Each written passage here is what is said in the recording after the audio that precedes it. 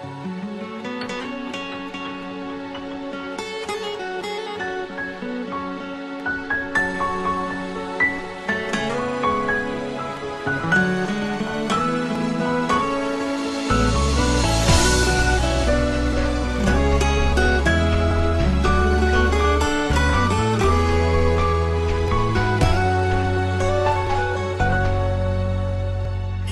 នុងចិត្តបងគឺរូបអូនស្លាប់បាត់ទៅហើយពេលនេះអូនត្រឡប់ក្រោយមិនមែនព្រមគេក្បន់តែចង់មកលុបលាងកុំហុងធ្លាប់ឲ្យបងជឿចត់តែបំពេញចិត្តក្បត់លឿនអ្នកថ្មីបើមកស្អប់អូនហើយពេលខ្លះនៅបារម្ភជាយើងចង់ដឹងសួរនំពីអ្នកដទៃខ្លាចអូនត្រូវគេធ្វើបាបចិត្តរងទុកសោករីងរៃដល់ពេលនេះទងបងស្អប់ស្រីក៏ស្រីមិនខ្វល់កុំតុងអូនថាស្លាប់ហើយកុំឡើយបងពីនខ្លួនអើ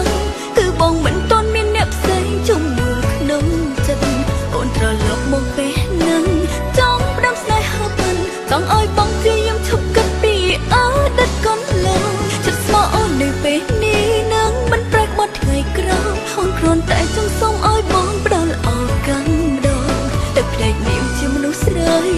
ចង់លៀងកុំហៅឈោងអងពោសុំអូនទុំម្ដងតើបានទេ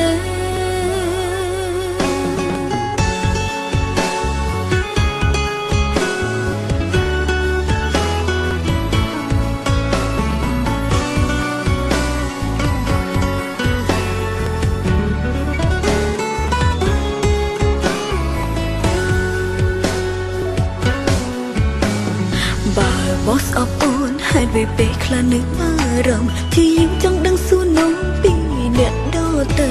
ខ្លាចអូនត្រូវគេធ្វើបាបចិត្តរងទុកសោករីងរៃទៅពេលនេះទងបងស្អប់ស្រីក៏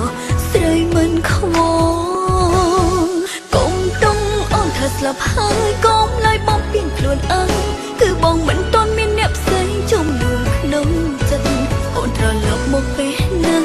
ចង់ផ្ដាំស្នេហាពិនចង់ឲ្យបងព្យាយាមឈប់គិតពីអតីតកន្លងចិត្តស្មោះអូននៅពេលនេះនឹងមិនប្រែក្បត់ថ្ងៃក្រោយអូនគ្រាន់តែចង់សុំឲ្យបងផ្ដល់ឱកាសម្ដងតែភ្នែកនាងជាមនុស្សស្រីចង់លៀងកុំហៅឈោងអងពោសុំអូនទុំម្ដងតើបានទេកុំទុកអូនថាស្លាប់ហើយកុំឡើយបំពេញខ្លួនអើយគឺបងមិនទាន់មានអ្នកផ្សេងជំនួសក្នុងចិត្តអូនត្រឡប់មកពេលនឹង